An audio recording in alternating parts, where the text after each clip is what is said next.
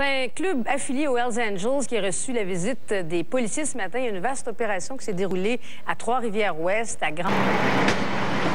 Ce sont plus de 200 policiers qui ont frappé tôt ce matin, vers 6h30, les locaux des Hells Angels de Trois-Rivières-Ouest, ainsi que ceux de leurs affiliés de Grand-Mère et de La Tuque.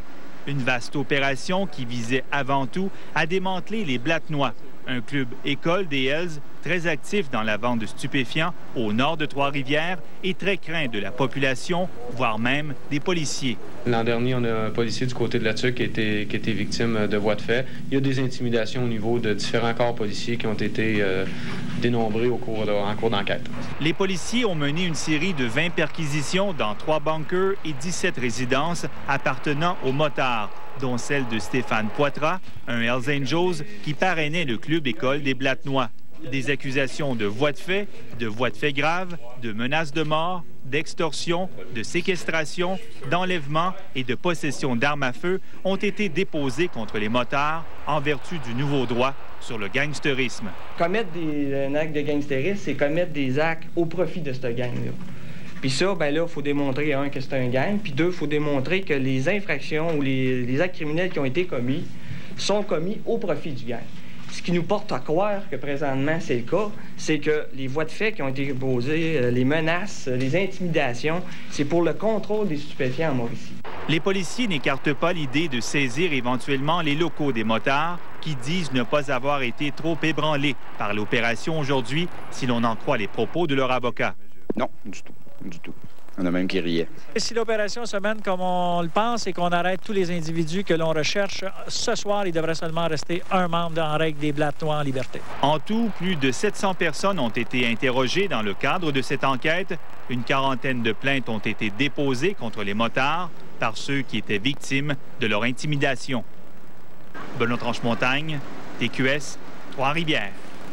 Bon, Benoît, une technicalité, là. Oui. Vous dites les Blatnois. Nous, on a dit les Blatnois. Comment ils s'appellent au juste? Les deux se disent selon l'accent, selon la région, mais il faut dire que Blatnois, c'est un nom russe qui a été emprunté par les motards aux parias, aux criminels de basse classe en Russie. Donc, appelez-les comme vous voulez. C'est une vaste opération, mais ça les a pas effrayés, hein? Il semble que non, mais malgré tout, ça va quand même les perturber dans leur commerce de stupéfiants. Il faut dire que ce groupe de motards-là, en Mauricie, en Haute-Mauricie, au centre de la Mauricie, opère sans opposition, contrairement, par exemple, aux Hells Angels, aux Rockers à Montréal, qui, eux, ont les Rock Machines dans les pattes. C'est pas le cas ici. Cependant, il semblait exercer une certaine pression, une très forte pression, sur des revendeurs indépendants. D'ailleurs, lorsqu'on parle d'extorsion, d'enlèvement, de menaces de mort, de voies de fait graves, ce sont donc des motards qui exerçaient de la pression sur des revendeurs qui soit ne vendaient pas assez ou ne vendaient pas pour eux. À ce moment-là, il y avait beaucoup de gens, semble-t-il,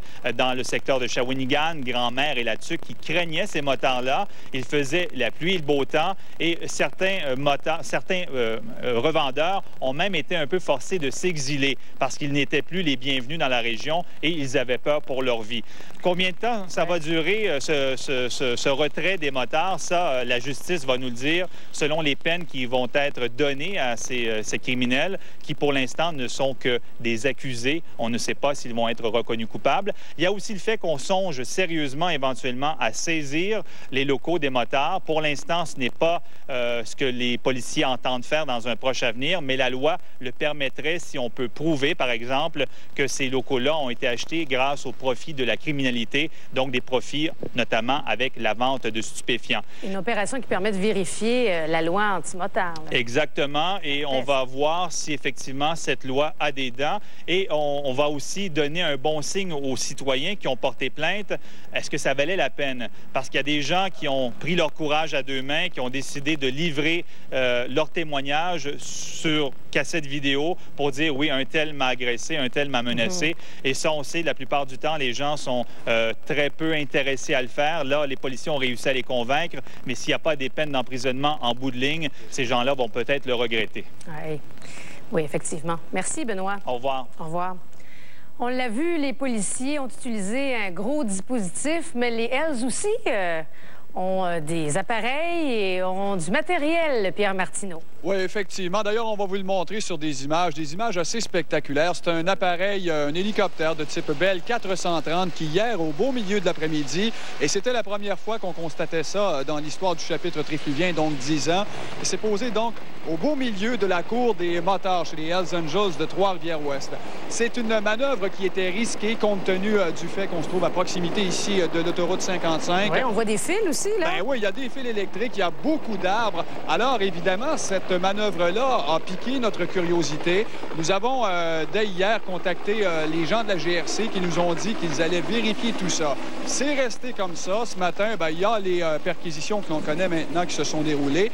Et on s'est dit, coudonc, est-ce que l'opération policière a été vendue? Quelqu'un a vendu la mèche? Alors, on a fait... ouais. Ben oui, effectivement, c'était louche. Est-ce qu'on a voulu récupérer certaines pièces à conviction ou encore des individus qui étaient recherchés? Sauf que l'appareil a été localisé ce matin du côté de Grand-Mère, au local des Blatt-Noise, parce que hier, il y avait un rassemblement de motards à cet endroit-là. Alors, l'explication la plus plausible, finalement, c'est qu'on est tout simplement allé chercher des motards au chapitre trifluvien pour les amener à Grand-Mère, qui se trouve à une vingtaine de minutes de voiture du chapitre trifluvien. Alors, imaginez. Bon, c'est leur moyen de déplacement. Ben oui.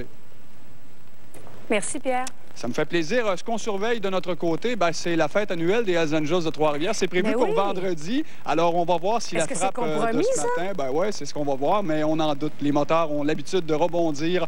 Question de démontrer aux policiers qu'on ne s'en laisse pas imposer. D'accord. Merci, Pierre. On vous en parle. Bye-bye.